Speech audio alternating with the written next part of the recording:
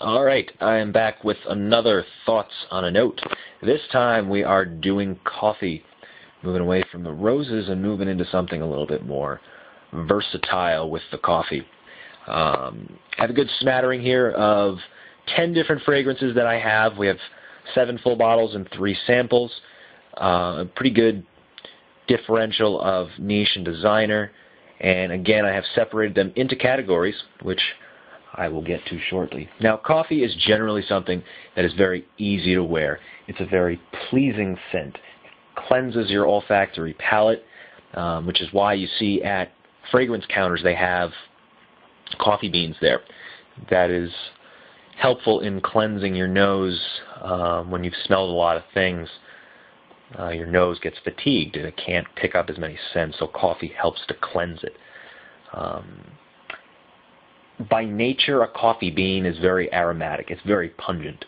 So that would generally, with a good number of these, it leads to longer lasting fragrances. Now, that's not always true. It still does depend on the quality of the juice. It depends on the concentration, how well it's done, how prominent the coffee is in the note. But by nature, coffee is something that is very pungent. Everybody has smelled coffee. You put a bag of coffee beans out somewhere, it's going to smell out the room pretty quickly if you leave it out. It's a very distinct smell. Everyone knows what coffee smells like.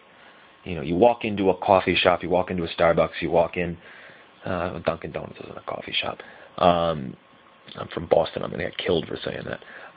You walk into a place like that, it smells like coffee. You know what it smells like. You know what you're getting into. So it'd be hard-pressed to find somebody who doesn't know what coffee smells like. So it's very immediately recognizable. Generally, this note is found in oriental gourmand fragrances, things that are generally associated with food. So that's how I separated these two categories here. These ones on the left are common coffee notes. They're surrounded by things that you would generally consider to be consistent with coffee. Things like vanilla, lavender, chocolate, caramel, things that make you think of sweet food, generally desserts. You know, some of these here, like this one here, I Love New York from Bond. When I first smelled it, it smelled like a chocolate chip cookie with coffee poured on top of it. It's changed on me a little bit as I've gone and used it a few times, but it still has a very, very appealing and very relaxing and calming scent to it. You take something like Rokas Man, or Rochas, however the hell you pronounce it. A lot of lavender in here. You get some vanilla, you get the coffee. There's a little bit of a fruity note in it, but not very, very prominent. It's there, not much. But it's very pleasing, and it makes you, you know, some people describe this as cotton candy with coffee, like a cappuccino smell.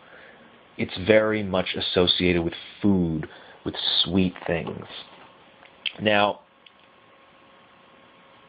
with this kind of use of coffee, it is fairly common, as you can see here, between designer and niche. You can get, it does span both realms. You have the two bonds here, and you have the 4 designers on either side.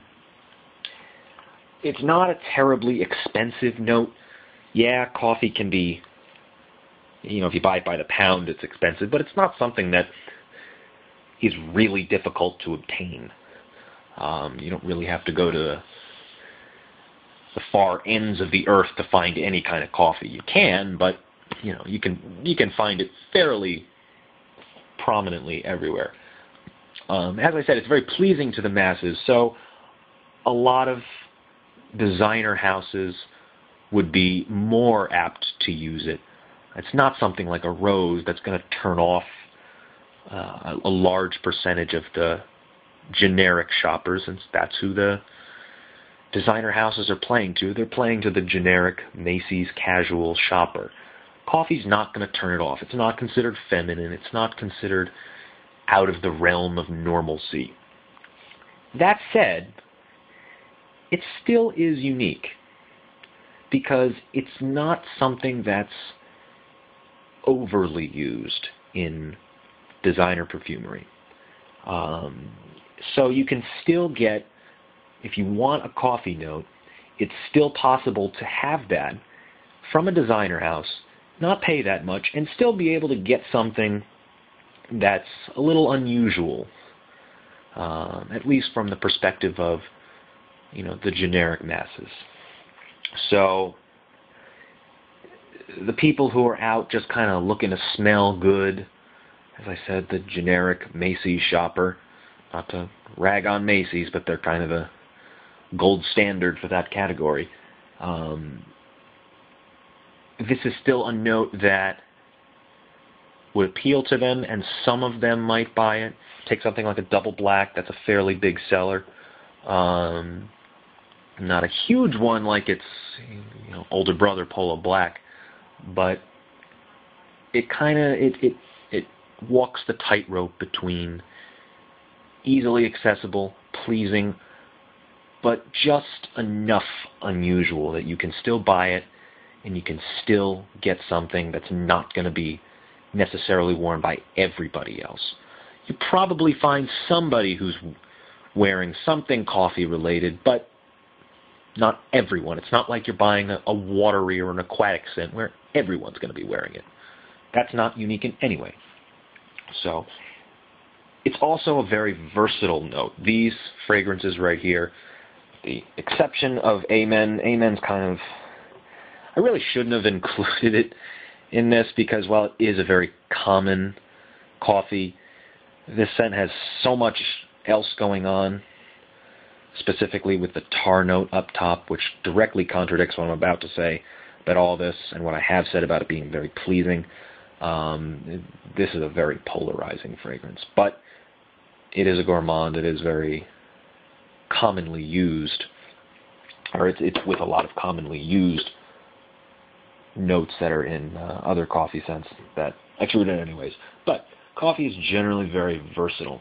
You can wear it in a lot of scenarios and it's not going to come off as unacceptable or off-putting.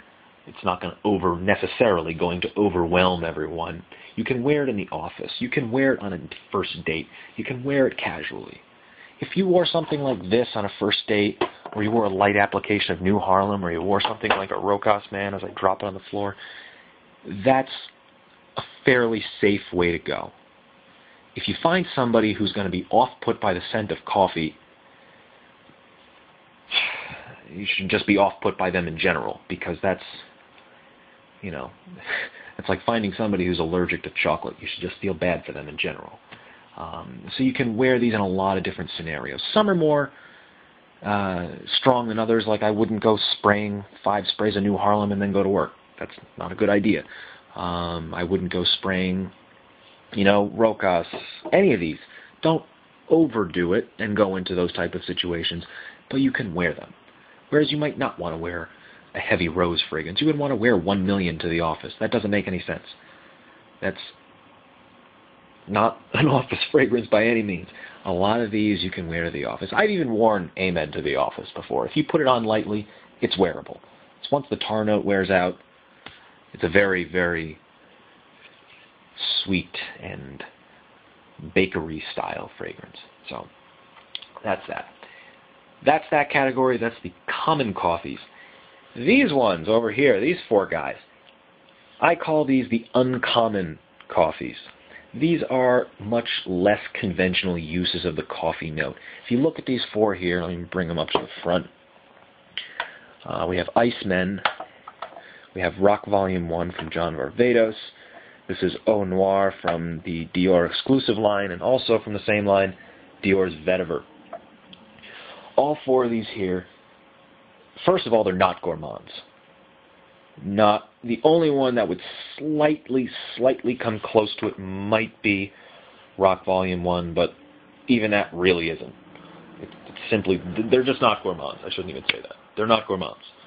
And they're surrounded by, the coffee in these 4 are surrounded by notes that you wouldn't normally associate with coffee. Take something like Dior's Vetiver. This is vetiver and coffee. That's really it. There's not much else going on here. That's not, this is prominently a vetiver fragrance, obviously by its name, but this has a much more bitter coffee to it. They claim it's a South African, I believe, coffee note. Could be South American. Forgot if it's. But it's a very. This is not the type of coffee that you'd be used to, and to have it surrounded by something that's as piney, as green, as a little bit soapy as vetiver, not something that's been done commonly. It's very different. You move on to something like an Eau Noir. This is coffee surrounded by green notes. It has a very green feel to it. It's even green juice, for Christ's sake. Has some leather in it, some caraway. It does have vanilla, but it's a very different kind of vanilla. This is almost a vanilla extract.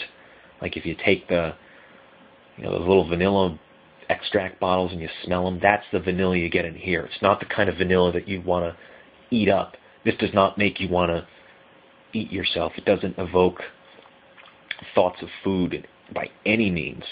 This is a very odd and very interesting fragrance to begin with, but again, very unusual use of coffee. You take a Rock Volume 1 where they mix it with rose, they mix it with metallic notes, spices, leather.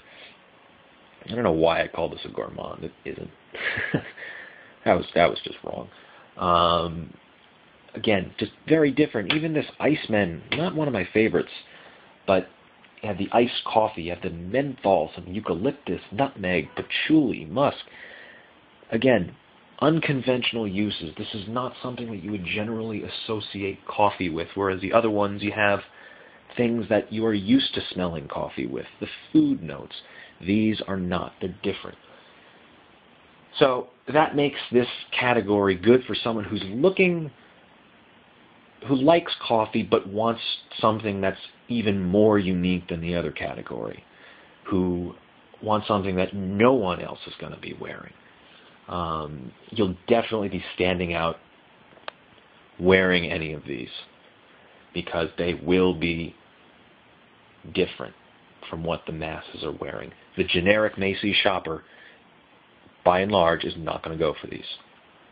So that does mean that these can be off-putting to some. That is a bit of a downside. Since these are very unusual combinations, something like coffee and vetiver, something like this, which, Christ, who knows what the hell is in this? There's so many odd things going on here. They can be off-putting because it's unusual. So to someone who doesn't want to wear something that, they're not sure if they're going to piss people off by what they're wearing, this may not be the category for you.